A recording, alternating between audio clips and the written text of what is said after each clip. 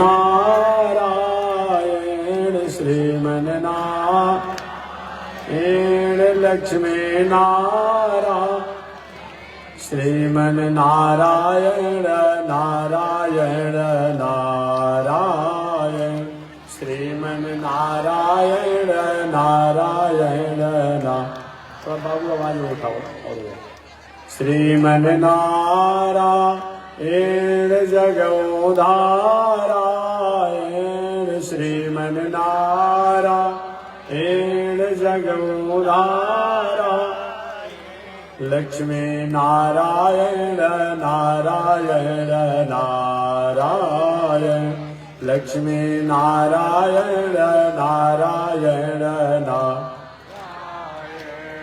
आग लगी आकाश में बरसन लगे अंगारो आग लगी आकाश में बरसन लगे संत नहीं होते जग में तो जल मरता संसार हो संत नहीं होते जग में तो जल मरता संसार श्रीमन्नारायण नारायण नारायण श्रीमन्नारायण नारायण नारायण लक्ष्मी नारायण नारायण नारायण लक्ष्मी नारायण नारायण नारायण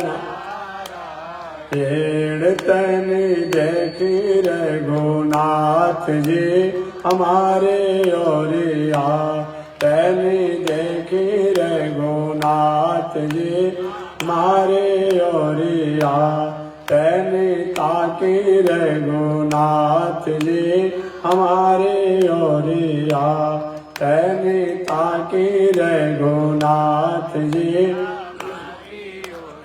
बगसर में आखे रवा तरका के मरनी बगसर में आखे रवा तरका के मर गौतम नारी अहिल्या के तरनी गौतम नारी अहिल्या के तर तन देखी रघुनाथ जी हमारी ओरिया तनि देखी रघुनाथ जी हमारी ओरिया तनि ताकी रघुनाथ जी हमारी ओरिया तनि ताकी रघुनाथ जी हमारी ओर श्रीमन्नारायण नारायण नारायण लक्ष्मी नारायण नारायण नारायण बोलिए श्री लक्ष्मी नारायण भगवान की अनंताचार्य कृपया वेदांत द्वय पारगम रामकृष्णांग सद्भक्तम विश्वक्सेन मुनिं भजे कासायं यज्ञसूत्रं शुचिवपुषि तथा चोर्ध्वपुण्ड्रं च वाले यस्यास्ते दक्षहस्ते कलिकुमतिगिरीन्द्रेन्द्रवज्रं त्रिदण्डं संसाराग्निप्रशान्त्यै मृतजलममलं दारुपात्रं पवित्रं श्रीविश्वक्सेन सूर्य पदकमलयुगं श्रेयसे संश्रयामि लक्ष्मीनाथ समारम्भाम् नाथयामुनिमध्यमाम् अस्मदाचार्यपर्यन्तां वन्दे गुरो परम्पराम् नारायणाय विद्महे वासुदेवाय धीमहि तन्नो विष्णु प्रचोदयात् महालक्ष्म्यै च विद्महे विष्णुपत्न्यै च धीमहि तन्नो लक्ष्मी प्रचोदयात् तन्नो लक्ष्मी प्रचोदयात्। प्रसाद लौटवाइए। नारायण परमाराध्य श्री लक्ष्मी नारायण भगवान नित्य वंदनीय पूज्य गुरुदेव श्री त्रिदंडी स्वामी जी महाराज के जुगल चरणों में कोटिशा नमन। भगवत भागवत आचार्य कैंकर्य पारायण महानुभाव, अभी आप काशी से चलकर आए हुए श्री रामेश्वर जी भोजपुरिया बाबा द्वारा उनकी अपनी भोजपुरी शैली में कथा आप श्रवण कर रहे थे। ठीक मेरे बाद 7 बजे से 9 बजे, 9:30 बजे या 10 बजे तक जैसे उनकी अनुकूलता होगी श्री मुक्तिनाथ जी आपको कथा सुनाएंगे। तो हमारा जो नियत समय जो है लगभग 7 बजे तक मैं आपको कथा निवेदन करूंगा। तो 2-4 शब्दों को मैं आज निवेदन करूं। आज प्रथम दिन है प्राण प्रतिष्ठा महामहोत्सव श्री सूर्यदेव सूर्य नारायण का प्राण प्रतिष्ठा महामहोत्सव। वेद की बात किया जाए, उपनिषद की बात किया जाए तो सूर्य को प्रत्यक्ष देवता बताया गया है। सूर्यो प्रत्यक्ष देवता, चंद्रमा प्रत्यक्ष देवता, वायु प्रत्यक्ष देवता, अग्नि प्रत्यक्ष देवता, ये सब प्रत्यक्ष देवता में इनका नाम आता है। प्रत्यक्ष का मतलब किसी की अलग से प्रमाण देने की आवश्यकता न हो, उसको प्रत्यक्ष कहा जाता है। देखो बाबू कहाँ है, ऐसा कर रहे हो, देखो सबके मुझे ठीक था, हमारे संग आप जाते हो, देखो उसको, उस मंत्र को पीछे करो, थोड़ा सा श्री तो पीछे करो, सबके वजह से हमारे को बिगाड़ करते हैं। और पीछे करो, खाना गिरा करो सो, या तो बंद करो, आप ठीक करो ना, बंद करो लाला तो बाहर खाता है, सबके लिए अच्छा रहता, हमारे लिए आवाज खुद बैठने लगा एकदम।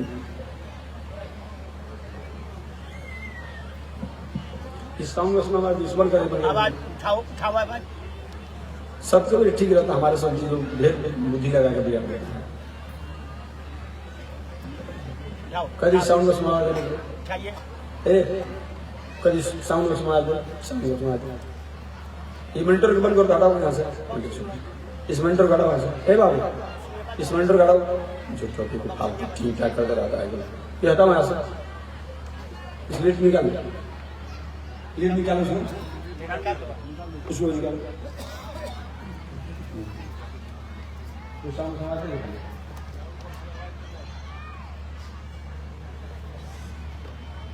वो जो साउंड बॉक्स उसमें आवाज खोल दो, बस हो जाए।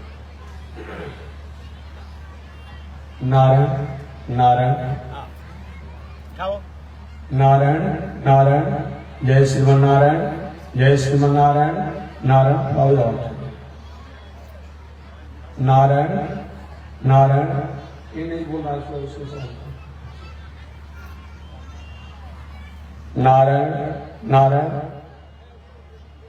तो मैं निवेदन करना चाह रहा था कि सूर्य प्रत्यक्ष देवता, वायु प्रत्यक्ष देवता, चंद्रमा प्रत्यक्ष देवता, अग्नि प्रत्यक्ष देवता, इनको अलग से कोई प्रमाण नहीं देना है। भगवान होते हैं, इसके लिए शास्त्रों का प्रमाण देना पड़ता है कि विष्णु होते हैं, भगवान होते हैं, नारायण होते हैं। राम जी भी तो ठीक है त्रेता युग में आए, उनको भी कहना पड़ता है कि नहीं भाई त्रेता युग जैसे कलयुग चल रहा है, वैसे द्वापर युग होता है, वैसे त्रेता युग होता है, वैसे सतयुग होता है। उनको भी लोगों को प्रमाण देना पड़ता है। त्रेता युग में राम जी आए थे, द्वापर युग में कृष्ण आए थे, सतयुग में वामन भगवान आए थे। लेकिन ये जो देवता है इनको प्रमाण देने की आवश्यकता नहीं है।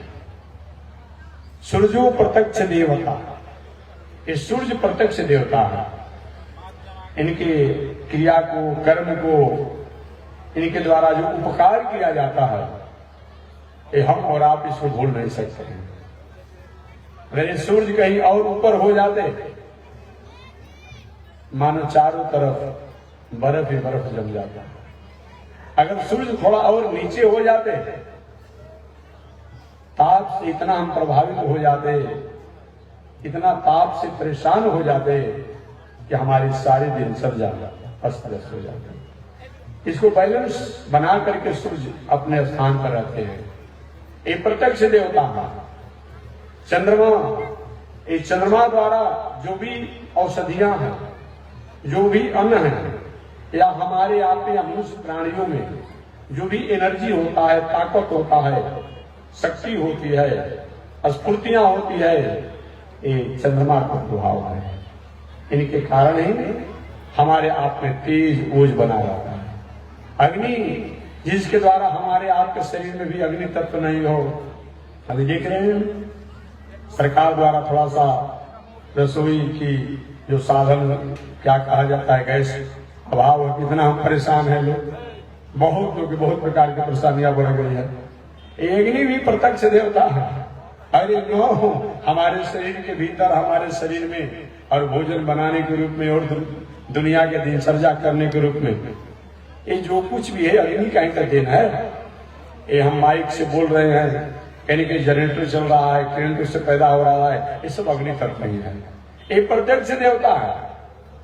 इसलिए वेदांत दर्शन में, उपनिषद में निवेदन किया गया है, सूर्यो प्रत्यक्ष देवता, अग्नि प्रत्यक्ष देवता, चंद्रमा प्रत्यक्ष देवता, वायु प्रत्यक्ष देवता।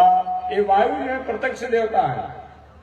इनको अलग से किसी की प्रमाण देने की आवश्यकता नहीं है कि वायु होते हैं, सूर्य होते हैं, चंद्रमा होते हैं, अग्नि होती है और पृथ्वी होती है। इस प्रमाण देने की आवश्यकता नहीं है, क्योंकि ये प्रत्यक्ष है। ऐसे प्रत्यक्ष देवों में सूर्य का सबसे श्रेष्ठ स्थान आता है। ये सूर्य हम और आपको एक धर्म का संदेश देते हैं कि हे दुनिया के लोग, आज हम अपने धर्म और कर्तव्य के कारण ही इस संसार में जाने जाते हैं। एक बहुत अच्छी बात है कि हम और आप इनको सूर्य उदय और सूर्यास्त दोनों की हम आदर करते हैं। जितने भी संत महात्मा होते हैं त्रिकाल संध्या वंदन करते हैं। उन त्रिकाल संध्या वंदन में प्रातः काल, मध्याह्न काल और सायंकाल, तीनों कालों में इनकी हम आदर करते हैं, तीनों कालों में इनका हम यजन करते हैं, तीनों कालों में इनकी हम पूजन करते हैं। इस सूर्य द्वारा हमें धर्म का संदेश प्राप्त होता है, हमें नैतिकता का संदेश प्राप्त होता है, हमें संस्कार संस्कृति का संदेश प्राप्त होता है कि जीवन में जहां धर्म है वहीं सब कुछ है। आप पूछेंगे धर्म कहते किसे हैं?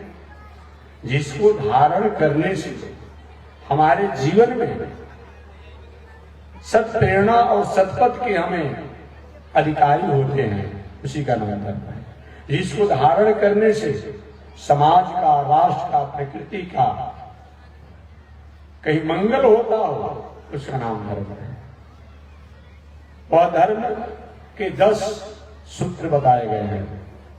जिन धर्म का आचरण करके, धर्म का सहारा लेकर के हम अपने जीवन को जी सकते हैं, वह धर्म के 10 सूत्र बताए गए हैं।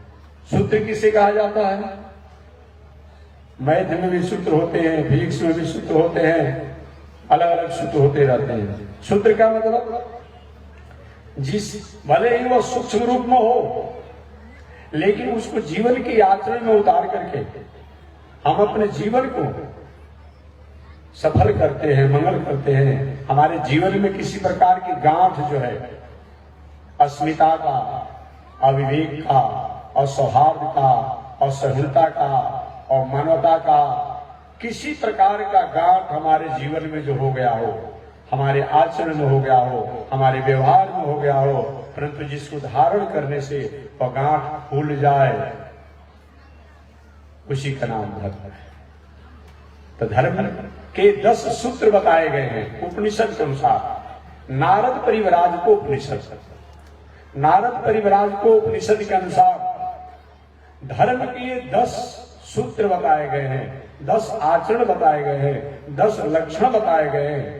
जो मनुष्य चाहे स्त्री रूप में हो, पुरुष रूप में हो, बालक हो, वृद्ध हो, जो मनुष्य ये 10 आचरण को अपने जीवन में उतारता है, वही व्यक्ति संसार में अपने जीवन में पड़े हुए गांठों को खोलने में सक्षम होता है। वह 10 सूत्र कौन है? नारद परिव्राज को उपनिषद के अनुसार धृति क्षमा दमो अस्तेयं शौचमेन्द्रिय निग्रह धी विद्या सत क्रोधम दशकम धर्म लक्षण। सबसे प्रथम बताया गया है धर्म के 10 लक्षण में धृति, दूसरा है क्षमा, धृति क्षमा, तीसरा है दम, धृति क्षमा दमो अस्तेयम, चौथा है अस्तेय, धृति क्षमा दमो अस्तेयम, शौच, पांचवा है शौच माने पवित्रता, छठवा है इंद्रिय निग्रह, इंद्रियों का निग्रह करना, धृति क्षमा दमो अस्तेयम, शौच, इंद्रिय निग्रह, धी माने बुद्धि से विचार कर काम करना, सतवां है, विद्या आठवां लक्षण है, सत्य 9वां लक्षण है और अक्रोध ये 10वां लक्षण है। यही 10 वो धर्म के लक्षण को जीवन में अपनाते हैं, उतारते हैं, इस संसार में हम आत्म कल्याण को प्राप्त करके और शरीर त्यागने के बाद कल्याण को प्राप्त होते हैं। उसमें सबसे प्रथम क्या है? धृति, धैर्य। धैर्य का मतलब क्या होता है? विषम से विषम परिस्थिति के आने के बाद भी, विषम से विषम परिस्थिति के आने के बाद भी अच्छे कर्मों का त्याग नहीं करना, बुरे कर्मों की तरफ पैर कहीं चला गया हो उसको समेट लेना, मोड़ लेना, उसे पीछे हो जाना, ये धार्मिक व्यक्ति की पहचान है। देखिए गलतियां तो हमारे आपके जीवन में होती है और होती रहेगी, इसको हम रोक नहीं पाएंगे, ये मैं नहीं कहता हूं। श्रीमद् वाल्मीकि रामायण में कथा आती है या अन्यत्र भी रामायणों में, आध्यात्म रामायण, काकभूषुंडी रामायण, लोमस रामायण, जो वशिष्ठ रामायण, ये सब संस्कृत के रामायण है। इन रामायण में कथाएं आती है, भगवान श्री राम सीता जी के साथ जंगल में घूम रहे, अचानक एक बहुत बड़ी घटना को देखे। दुष्टों द्वारा, राक्षसों द्वारा बहुत प्रकार से उपद्रव किए जा रहे थे। भगवान श्री राम ने संकल्प लिया, मैं भुजा उठाकर कहता हूं इस पृथ्वी पर मैं राक्षसों को नहीं रहने दूंगा। सीता माता ने सुन लिया, सीता जी साथ में थे उस समय, सुन ली कि प्रभु इस प्रतिज्ञा पर आप कम से कम कुछ विचार करें। नहीं सीते, तुमको मैं त्याग सकता हूं, लक्ष्मण को मैं त्याग सकता हूं, अयोध्या को मैं त्याग दूंगा, भरत को मैं त्याग दूंगा, लेकिन मैं अपने वचन का त्याग नहीं करूंगा। मैंने जब कह दिया कि दुष्टों की पृथ्वी पर मैं रहने नहीं दूंगा, इस वचन से मैं पीछे नहीं हो सकता। सीता माता ने कहा कि पापा नाम बा सुहा नाम बा न कश्चित पराता। इस दुनिया में कौन ऐसा प्राणी है, कौन ऐसा प्राणी है जो पाप नहीं किया है? ऐसा हो सकता है क्या? हो ही नहीं सकता। अरे सबसे बड़ा प्रमाण तो यह है कि हमारे आपके द्वारा कुछ न कुछ त्रुटियां हुई है, तभी तो संसार में हम जन्म लिए हैं। अरे गलती नहीं हुआ होता तो संसार में आते ही क्यों हो? तो संसार में आना ही हमारा प्रमाण है कि कुछ न कुछ हमारे आपके द्वारा त्रुटियां हुई, गलतियां हुई। देखिए गलती हो जाना ये उतनी गलती नहीं है कि गलती होने के बाद अब हमारे द्वारा गलती नहीं होगा, यह संकल्प हो जाता है तो व्यक्ति भी साधु के समान आदरणीय है। श्रीमद् भगवत गीता में भगवान श्री कृष्ण ने अर्जुन से यही कहा, अपि चेतसु दुराचारो भजते माम अनन्यभाव। हे अर्जुन, कहीं किसी कारण से, किसी कारणवश कोई व्यक्ति मार्गों से भटक गया है, लेकिन अब मेरे जीवन में ऐसा नहीं होगा, इस संकल्प करता है तो साधु रेव समन्तव्य, वो साधु के समान ही आदरणीय है, वंदनीय है, पूजनीय है। जगदीनी सीता माता ने कहा, प्रभु आप ये मत कहिए कि इस पृथ्वी पर मैं राक्षसों को रहने नहीं दूंगा, क्योंकि राक्षस लोग भी तो आपके भक्त कभी कभी हो जाते हैं। उदाहरण के रूप में प्रहलाद जी, प्रहलाद जी तो राक्षस थे और आपके भक्त बन गए। तो भगवान ने थोड़ी सी अपनी बातों को सुधार कर दिया। ठीक है, सीधे मैं राक्षस का वध नहीं करूंगा, लेकिन राक्षस होकर के अगर राक्षसी वृत्ति करेंगे तो उनको मैं छोड़ूंगा नहीं। एक और घटना आती है, रावण का वध हो चुका था, वाल्मीकि रावण का वध हो चुका था और भी बड़े बड़े दुराधर्ष राक्षस उनका वध हो गया था। हनुमान जी उछलते कूदते हुए भगवान श्री राम के पास गए। ऐसा आज भी सरकार की नियमें होती है, एक आर्टिकल होता है, प्रोटोकॉल होता है, इस सब कुछ जानने के बाद भी एक जनाया जाता है। रावण का वध हो गया। हनुमान जी आकर के सूचना दिए, प्रभु दुराधर्ष भी रावण का समापन हो गया। भगवान श्री राम ने कहा, लक्ष्मण हनुमान, तुमने जो यह समाचार सुनाया इसके लिए मैं तुम्हें पुरस्कार देना चाहता हूं। जो मांगो मैं तुमको दूंगा, जो मांगोगे वो मैं तुमको दूंगा। हनुमान जी महाराज ने न आओ देखा न ताव देखा, कहा कि प्रभु अगर आप देना चाहते हैं तो एक वरदान दे दीजिए कि जिन राक्षसियों और राक्षसों ने सीता जी को अशोक वाटिका में तड़पाया था, कष्ट दिया था, उनका चित्रवध होना चाहिए। चित्रवध माने समझते हैं आप लोग? चित्रवध का मतलब होता है, देखो जी नारायण, देखो कर करके ऊपर आओ, देखो यहाँ भी बेचारा, देखो कहीं तार ढीला होगा, शिक्षित दो। चित्रवध का मतलब होता है कि शरीर में दही लवण लगा करके, यानी तड़पा पर आज भी सरकार द्वारा व्यवस्थाएं की जाती है, नाखून निकाल दिया जाता है, हम बहुत प्रकार से कार्य किया जाता है। मैंने तड़पा करके अपराधी व्यक्ति को अनुशासित करना, दंड देना, इसका नाम क्या है? चित्रवध है। भगवान ने कहा ठीक है, मैं वरदान दी, लेकिन मेरे वरदान को पूरा नहीं माना जाएगा। आप जाइए सीता जी जिनके साथ ऐसा व्यवहार किया गया था उनसे भी पूछ लीजिए। हनुमान जी सोचे कि जब भगवान ने आज्ञा दी तो सीता जी थोड़े आज्ञा करेंगे। अब सीता जी के पास गए, अशोक वाटिका में लंकापुरी में रावण का वध हो चुका था। जाकर प्रणाम किए और प्रणाम करने के बाद माता जी दुराधर्ष रावण और रावण के सहयोगियों का वध हो गया। सीता जी कही, हनुमान तुमने सूचना दिया है, तुमको जो मांगना है वो वरदान मांगो। हनुमान जी ने कहा, माता जी आपके द्वारा सब कुछ हमें मिला हुआ है, अष्ट सिद्धि नवनिधि की दाता असवर दीन जानकी, सब कुछ मिला हुआ है, लेकिन एक मेरे मन में इच्छा है। मैं प्रथम बार जब लंकापुरी में आया था, इन राक्षसियों और राक्षसों द्वारा आपको बहुत परेशान मैंने देखा। ये राक्षसियां बार बार आपको टर्चर कर रही थी, कह रही थी कि रावणम भज भरतारम, ऐसी थे ए मानुषी, तुम रावण को अपने पति जैसा जानो, स्वीकार करो। सीता जी ने कुछ कटु शब्दों का भी प्रयोग किया था कुछ लंकेश रावण के लिए भी।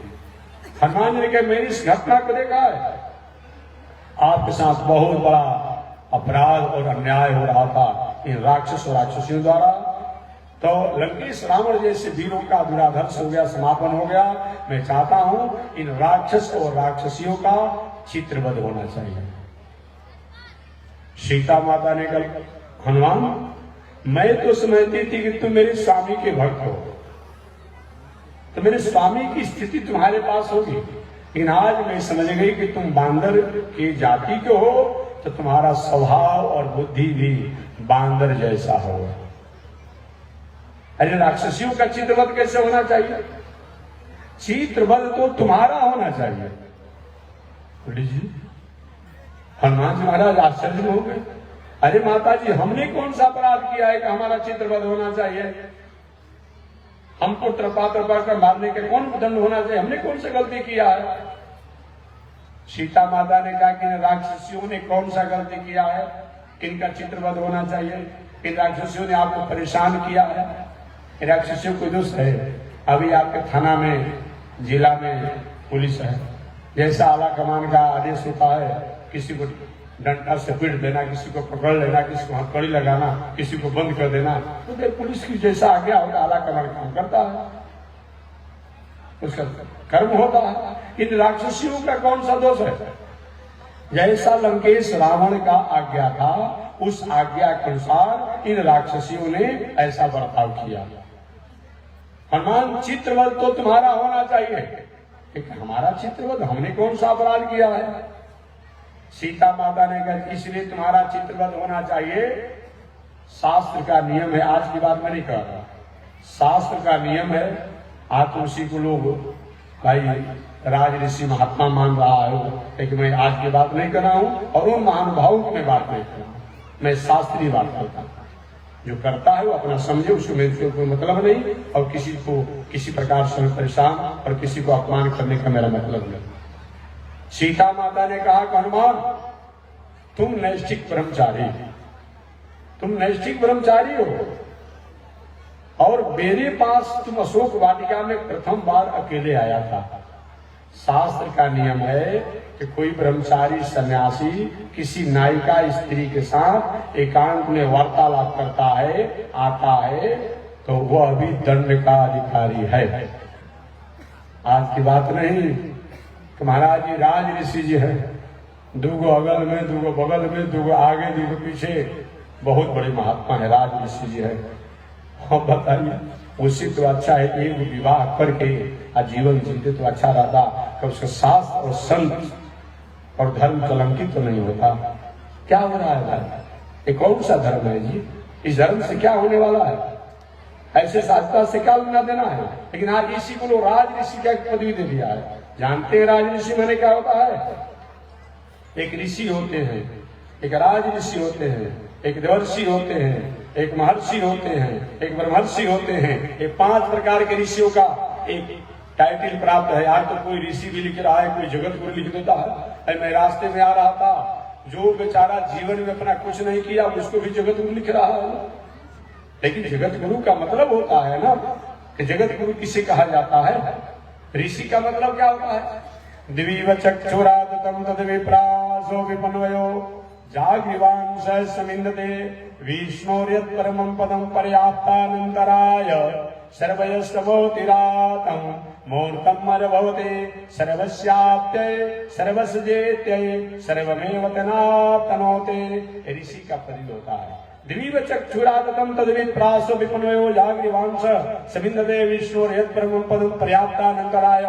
जो रात दिन उन भगवत, उन भगवान, उन ज्ञान, उन आनंद में अपना जीवन जीता हो, लय हो, उसी में विलीन हो, और ऋषि नामों से जाना जाता है। दिवीव चक्षुरादतम, रात दिन ये ऋषि हो गए। दूसरा ऋषि शब्द का मतलब क्या होता है? अगर एकाक्षरी कोश के अनुसार अगर मैं बात करता हूं, ऋषियों मंत्र द्रष्टारा। ऋषि का मतलब क्या होता है? ऋषियों मंत्र द्रष्टारा। जो ऋषि माने आज की भाषा में उनको आविष्कारक कहा जाएगा। आज की भाषा में क्या कहा जाएगा? आविष्कारक कहा जाएगा। एक सामान्य वैज्ञानिक होते हैं, एक वरिष्ठ वैज्ञानिक होते हैं, एक श्रेष्ठ वैज्ञानिक होते हैं, उसी में और भी होते हैं। जैसे में क्रिटेरिया होती है, जैसे पढ़ाने वाले में भी कोई लेक्चरर होता है, कोई प्रोफेसर होता है, कोई प्रिंसिपल होता है, कोई वीसी होता है ना सब। लेकिन लेक्चर प्रोफेसर के ही अपना क्राइटेरिया है, जैसी योग्यता है। उसी प्रकार से ऋषि का मतलब क्या होता है? प्रथम तो वह है जो दिवीव चक्षुरादतम तद्विप्रासो विपन्वयो जागृवांश समिन्दते विष्णोर्यत् परमं पदं पर्याप्तानन्तराय सर्वयस्तमोतिरातं मूर्तम् अरभवते। ये ऋषि का मतलब होता है आविष्कारक, रिसर्चर। समाज के लिए, प्रकृति के लिए, प्राणियों के लिए, सृष्टि के प्रारंभ में जो जिस चीज का आविष्कार करके समाज का, राष्ट्र का हित किया, वह ऋषि है। जैसे गायत्री विश्वामित्र, गायत्री मंत्र के आविष्कारक ऋषि कौन है? विश्वामित्र बाबा हैं। ऐसे अलग अलग ऋषि लोग हैं। कोई ओम का, कोई नारायण का, कोई किसका, जो जिसका आविष्कार किया, रिसर्च किया, उसका हो गया। तो ऋषि का मतलब आविष्कारक, रिसर्चर होता है। अब महर्षि का मतलब क्या होता है? उसमें जो श्रेष्ठ हो, जिसकी वरिष्ठता हो, जिसके आविष्कार से समाज राष्ट्र अधिक से अधिक हित को प्राप्त करता हो, वो महर्षि हो गया। एक देवर्षि होते हैं, जैसे नारद जी है देवर्षि। ये देवर्षि का मतलब जो देवताओं द्वारा प्रकट हो, वो देवर्षि है। जैसे ब्रह्मा द्वारा प्रकट होने के कारण नारद जी को देवर्षि कहा जाता है। सनक सनंदन सनातन सनत कुमार ये ब्रह्मा जी द्वारा प्रकट है, इसलिए उनको देवर्षि कहा जाता है। ऋषि जो है वह किसी एक सामान्य व्यक्ति द्वारा भी जन्म ले सकता है। तो ऋषि, महर्षि, देवर्षि और राजर्षि, इसको हम लोग राज ऋषि कहते हैं। यही पर व्याख्या करना था। राज ऋषि, राज ऋषि का मतलब क्या? विदेह राज जनक जी, विदेह राज जनक जी राजर्षि हैं, राज ऋषि हैं। विवाह शादी करके अपनी पत्नी की मर्यादा में रहते हुए और राजकाज की व्यवस्था करते हुए धर्म काम में लगे रहे, धर्म काम में लगे रहे। दूसरा राजर्षि कौन? प्रथम प्रारंभ अवस्था में विश्वामित्र बाबा भी राज ऋषि थे। आप जानते होंगे कि विश्वामित्र बाबा गाधी नरेश के पुत्र थे। गाधी नरेश के पुत्र थे, राजा थे, राजकुमार थे। एक बार आप कथा जानते हो तो हमको याद दिलाना है। भगवान श्री राम के पुरोहित कौन है? वशिष्ठ ऋषि। भगवान श्री राम के कुल परंपरा के पुरोहित, भगवान श्री राम के नहीं, भगवान श्री राम के कुल परंपरा के पुरोहित जो वशिष्ठ ऋषि जी हैं। वशिष्ठ ऋषि जी के आश्रम पर विश्वामित्र बाबा जब अपने राजकुमार थे, राज ऋषि नहीं थे उसमें, ये राजकुमार थे, राजा थे, अभी ऋषि नहीं थे, राजा थे, ठीक है, अपने सेनाओं के साथ भगवान श्री राम के पुरोहित वशिष्ठ जी भाई कितने नम्र हैं, आप तो जानते ही होंगे। बहुत सेवा नम्रता की अंतिम सीमा उनकी है। जब वशिष्ठ ऋषि के आश्रम पर गए, वशिष्ठ ऋषि ने विश्वामित्र बाबा का सत्कार समझा। जैसे आप हमारे यहाँ आए हैं, आपको मैंने पानी पिला दिया, खिला दिया, बैठा दिया। अब ये महात्मा जी, अभी भगवान को हम लेंगे, बहुत अच्छा भगवान लग रहे हैं, हम भाई हम देंगे नहीं, और काहे नहीं देंगे, हम तो लेंगे। एक कोई मतलब तो होता नहीं है। झगड़ा जो हुआ विश्वामित्र और वशिष्ठ का यही नहीं, और कोई झगड़ा नहीं था। वशिष्ठ ऋषि ने सत्कार किया, सम्मान किया। अरे भाई आप यहाँ आए हैं, पूजा देखिए, पाठ देखिए, हमारा भगवान को लेकर कहीं आप जाएंगे, जाइए भगवान दूसरा का व्यवस्था कर लीजिए। और विश्वामित्र बाबा ने कहा कि नहीं, इस गाय द्वारा आपने हमारी सेवा किया है, इस कामधेनु को, एक कामधेनु गाय हमें चाहिए, और इसके बदला में कुछ जो लेना से ले लीजिए, क्योंकि मैं राजा हूँ, गाधी नरेश का पुत्र हूँ, मैं राजा हूँ।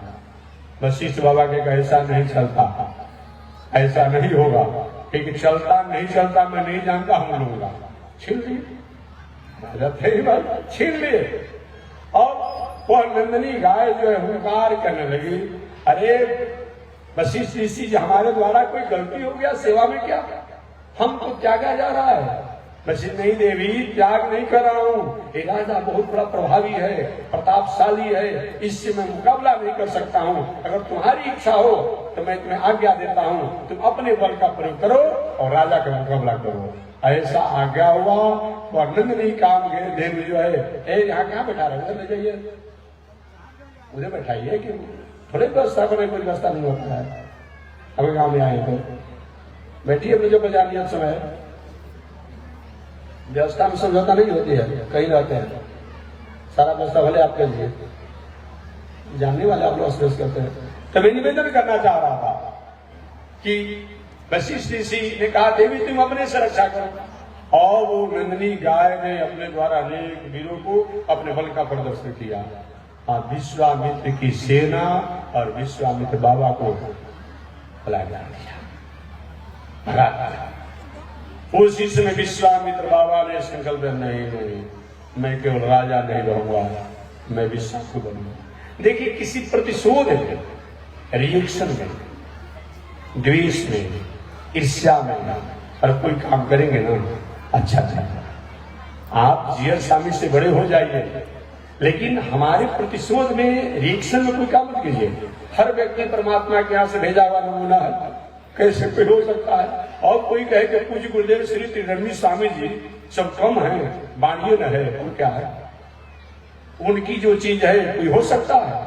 इस कलिकाल में जिस जीवन को जैसे जिए, आप मानो आप पुराने लोग, नए लोग तो नहीं जानते होंगे। अभी मैं गया था एक जगह, तो वहां लोगों ने कहा कि महात्मा जी आप त्रिदंडी स्वामी जी के साथ 1991 में आए थे, मैं लगभग 35 वर्ष पहले आप आए थे। मैंने कहा भाई स्वामी जी के ब्रह्मचारी तो आए थे 35 वर्ष पहले। तुलना की कोई बात नहीं है, हर व्यक्ति की अपनी अपनी क्वालिटी होती है, एक्सपीरियंस होता है, गॉड गिफ्ट होता है परमात्मा के यहाँ से। आप रिएक्शन में कोई काम मत कीजिए, प्रतिशोध में कोई काम मत कीजिए, प्रतिक्रिया में कोई काम मत कीजिए, द्वेष में कोई काम मत कीजिए। ऐसा अगर करेंगे तो कभी कभी हो सकता है आपको रिवेट और रिटर्निंग मिल जाए, लेकिन हमेशा नहीं मिलेगा। विश्वामित्र बाबा तपस्या करते अच्छी बात है, लेकिन वशिष्ठ को दबा देना है, ये भावना करके विश्वामित्र बाबा ने राजपाट त्याग करके, घर द्वार छोड़ करके, पहले पत्नी पुत्र भी थे, परिवार पत्नी बाल बच्चों को छोड़ करके कहे कि नहीं भी क्षत्रिय बोला। विश्वामित्र बाबा का कथन है, क्या कहे? भी क्षत्रिय बोला, राजा होने का, क्षत्रिय होने का अधिकार है। एक तपस्वी ने अपने तपस्या के बदौलत हमें पलायन कर दिया, मैं भी तपस्वी बनूंगा। तपस्या करते अच्छी बात थी, लेकिन उन्हें एक तपस्या को एक प्रतिशोध की भावना में जो लिया, परिणाम क्या हुआ? एक तपस्या तो जरूर की, और तपस्या जब किए तो ब्रह्मा जी ने कहा अब आप राजा नहीं रह गए, अब आप राज ऋषि हो गए, राज ऋषि हो गए। उत्तिष्ठ, हे विश्वामित्र, आपकी तपस्या से मैं प्रसन्न हूं, अब आप राज ऋषि हो गए। राज ऋषि तो बन गए। अब राज ऋषि बनने के बाद क्या किए? बहुत उपकार इस दुनिया में विश्वामित्र बाबा का है, बहुत उपकार है, उपकार को भूला नहीं जा सकता है। आज जितने हम जनेऊ पहनने वाले लोग हैं, ये जनेऊ पहनने का ये जो मंत्र जो है, ये गायत्री मंत्र उस विश्वामित्र द्वारा आविष्कार किया गया है। जैसे आज कोई रेल का आविष्कार करता है, टेलीविजन का आविष्कार करता है, जहाज का आविष्कार किया है, उसको आज हम यादगारी करते हैं, याद करते हैं। तो विश्वामित्र बाबा ने एक गायत्री मंत्र को आविष्कार किया। आविष्कार का मतलब जिसकी सत्ता थी, है, रहेगी, लेकिन समाज में लोगों को जनाया, यही न होता है। ऐसा आविष्कार करने वाले विश्वामित्र बाबा हैं। इतना ही नहीं, भी देख लीजिएगा भाई, वो जाना भी है आगे। राजा हरिश्चंद्र के पिता का नाम था सत्यव्रत। क्या नाम था? सत्यव्रत। बाद में त्रिशंकु नाम पड़ा है, लेकिन सत्यव्रत पहले नाम था, राजा सत्यव्रत। अब एक बार हरिश्चंद्र के पिता सत्यव्रत की इच्छा हुई, एक ऐसा यज्ञ किया जाए, ऐसा यज्ञ किया जाए कि यज्ञ के बाद इसी शरीर से हम स्वर्ग में चले जाए। गए वशिष्ठ ऋषि के पास। भाई परंपरा से सूर्यवंशियों के पुरोहित का काम करने वाले तो वशिष्ठ ऋषि है, आज भी वशिष्ठ ऋषि हैं। सूर्यवंशियों के प्रधान जो है वशिष्ठ गोत्र के वशिष्ठ ऋषि हैं। वहां के वशिष्ठ ऋषि के हम एक महाराज जी एक ऐसा यज्ञ कीजिए ना, इस यज्ञ के बाद हम स्वर्ग लोक में चले जाए। वशिष्ठ ऋषि का ऐसा नहीं होता है मनुष्य के लिए, मनुष्य को ट्रांसफर होना पड़ता है।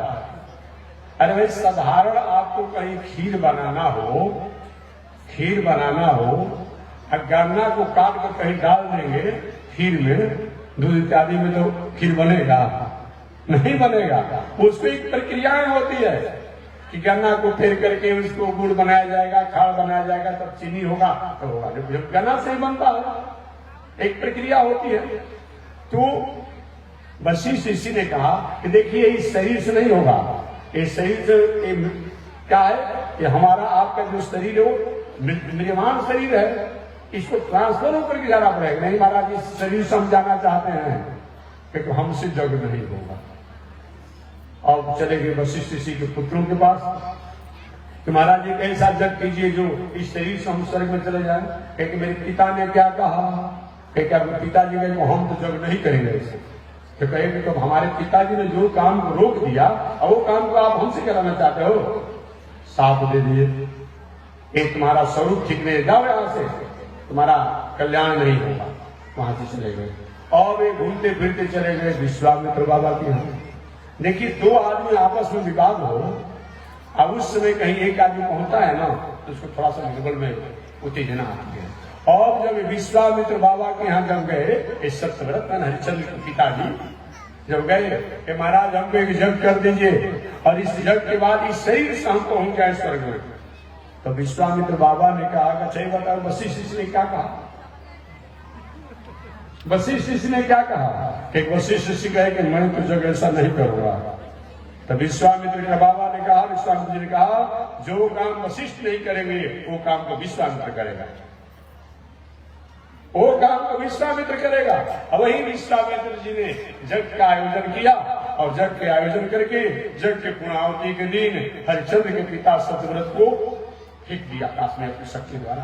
कैसे आजकल आप लोग रॉकेट को क्या क्या कुल आज कितना ऊंचाई पर चला जा रहा है, क्या क्या हो रहा है, ये बहुत बड़ी बात नहीं है। फेंक दिया और स्वर्ग तक पहुंच गए।